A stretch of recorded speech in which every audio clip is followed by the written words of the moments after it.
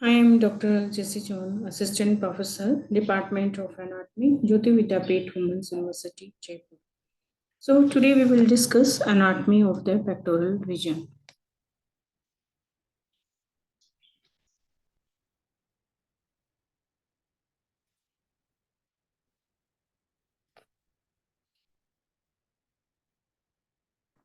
First, we will see what are the surface landmark of the pectoral region. So some structures that will make the landmark of the chest wall or the pectoral region. These are the clavicle, infraclavicular fossa here, and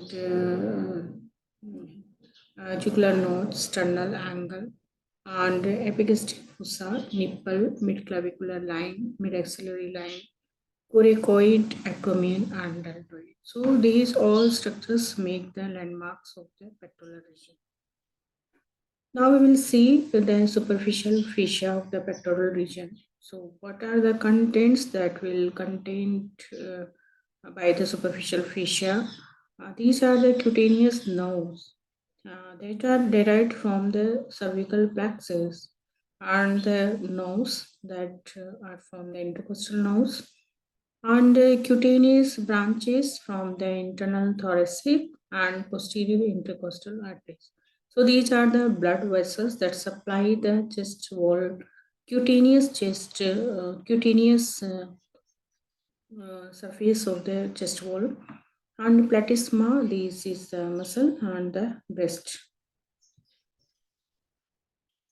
First, we will see the cutaneous innervation of the pectoral region. So the skin of the pectoral region is supplied by the two type of the nerves. First is branches of the supraclavicular nerve. So we can see in this diagram here, these are the branches of the supraclavicular nerve.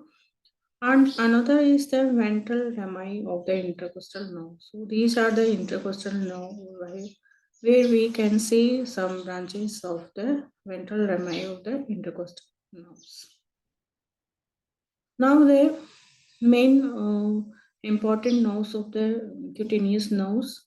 Uh, these are the medial, intermediate, and lateral supraclavicular nerves that are the branches of the cervical plexus, and they supply the skin over the upper half of the deltoid and from the clavicle down to the secondary.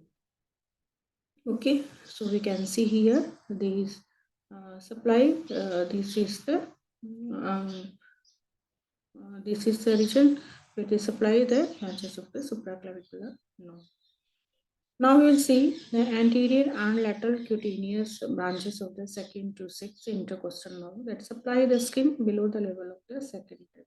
So below the level of the second rib, they will supply by these part by the thoracic nerves. Okay. Costobrachial nerve of the T2 supplies the skin of the floor of the axilla and the upper half of the medial side of the arm. So, what important about the thoracic nerve, thoracic spinal nerve? So, the lateral branch of the second spinal thoracic nerve is called the costobrachial nerve because it is not supply to the cutaneous part of the chest wall, but it's applied to the floor of the axilla and the skin of the upper half of the medial side of the arm. That's why it is named costobrachial nerve. So we can see these are the branches of supraclavicular nerve, and these are the anterior and the lateral branches of the ventral lemmi of the spinal thoracic nerve. Cutaneous vessels. So the cutaneous vessels are very small and anterior cutaneous nerves are accompanied by the perforating branches of the internal thoracic artery. And from these branches, third, second, and fourth are very large in the females because they will supply the breast also. That's why these branches are very large. And the lateral cutaneous nerve also accompanied by the lateral cutaneous branches of the posterior intercostal arteries. Now we will see the platysma.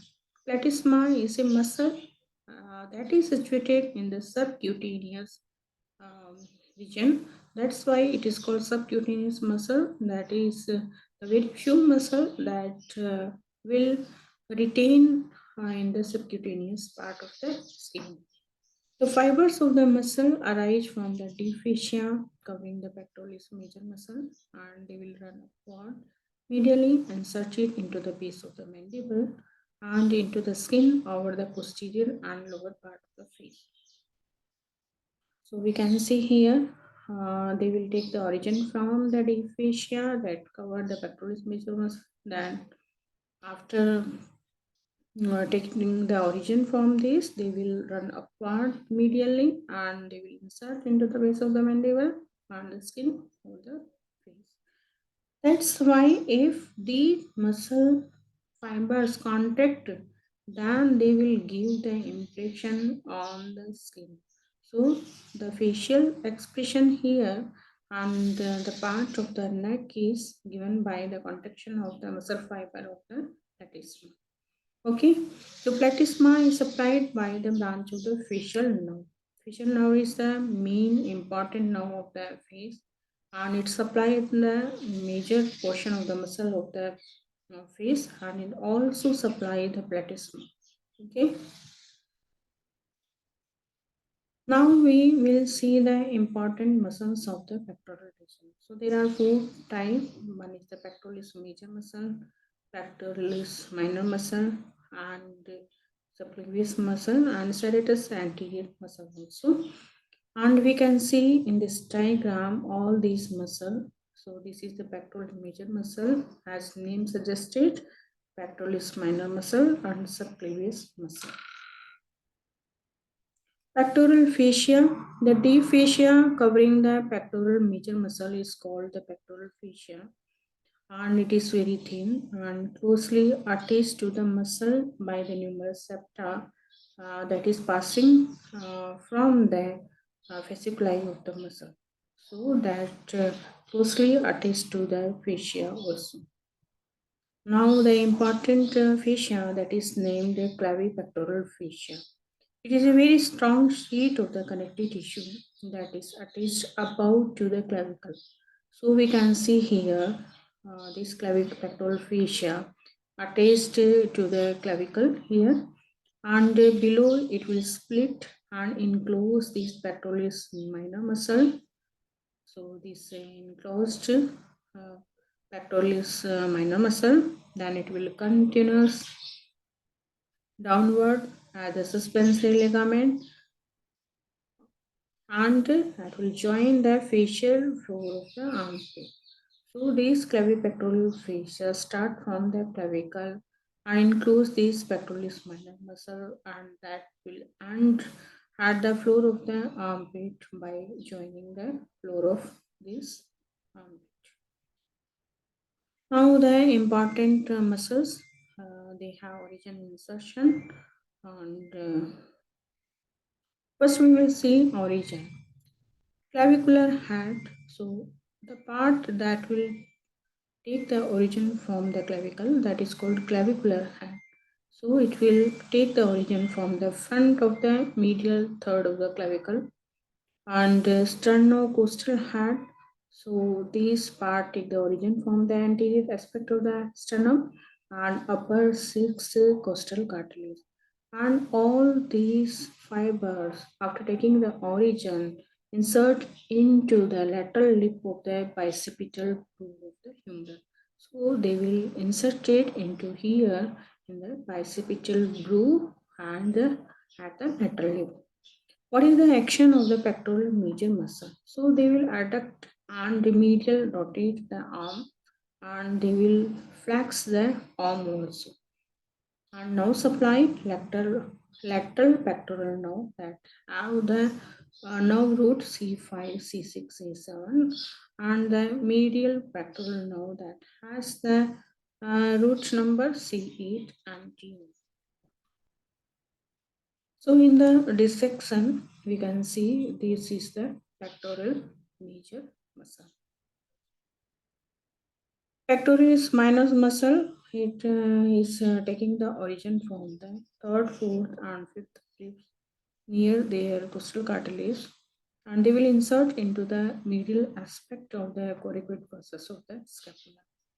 And what is the action of the pectoralis minor muscle? That it will depress the point of the shoulder if scapula is fixed, and elevates the ribs of the origin. So it is taking the origin from near the costal cartilage. So it will elevate from this place of the ribs.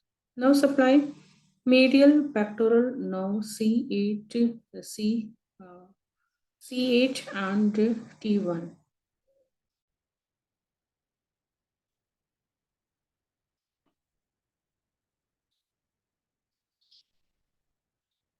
So we can see the pectoralis minor muscle here. After the reflection of the pectoralis major muscle, we can see the pectoralis minor muscle here. Now you see the subclavius muscle. It has the origin from the first costal cartilage. So this is the first cartilage, and insert to the lower surface of the clavicle. So there is a subclavius groove, the inferior side of the clavicle. So it will get inserted into that groove. Action of the subclavius muscle is it depresses the clavicle and steadies this bone during the movement of the shoulder girdle. Now to the subclavius. This nerve supply to the subclavius muscle, and it has the origin from the root of the brachial plexus C5 C6. Serratus anterior muscle. It has the origin from the outer surface of the upper eight ribs.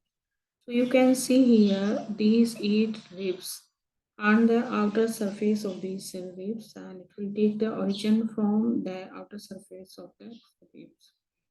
They will insert into the coastal aspect of the medial border and inferior angle of the scapula. So this is the inferior angle, and this is the medial border. Here the medial border. We will insert it into this portion. It has the action as it draws the scapula forward around the thoracic wall, and this is called protrusion, and it also rotates the scapula.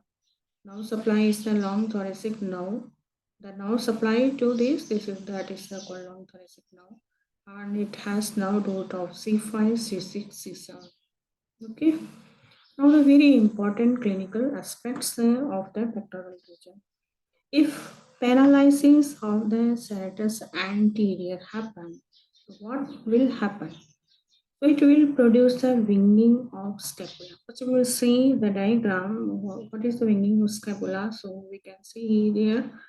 This is the winging of scapula. If we see the medial border on the surface. So this is the winging of scapula, and where the inferior angle and the medial border of scapula are unduly prominent. The patient is unable to do any pushing action, nor can he raise his arm above the head, because here the serratus anterior muscle that is responsible for all this movement is paralyzed. Now it is this movement cannot happen. Any attempt to do this movement makes the inferior angle of the scapula still more prominent. So clinical testing of the paralysis of the serratus anterior. So how we will know about this paralysis of serratus anterior? So we will take a clinical test. This is the we will see the forward pressure with the hands against the wall or against the resistance offered by the examiner. Okay, makes the medial border and the inferior angle of the scapula prominent if the serratus anterior muscle is paralyzed.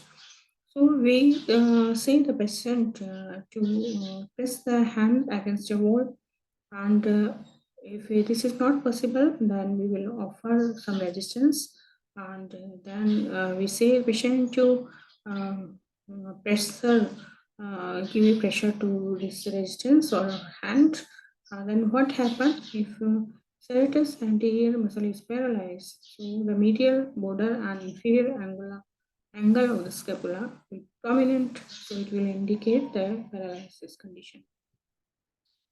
So this is all about the anatomy of the pectoral region, where we have discussed the cutaneous nerve supply, blood supply. Then we have discussed about the all the muscles, that is the very prominent muscle of the chest wall, and the clinical aspects of this muscles that contribute to the pectoral region. Okay, so all this about the pectoral region. Thank you.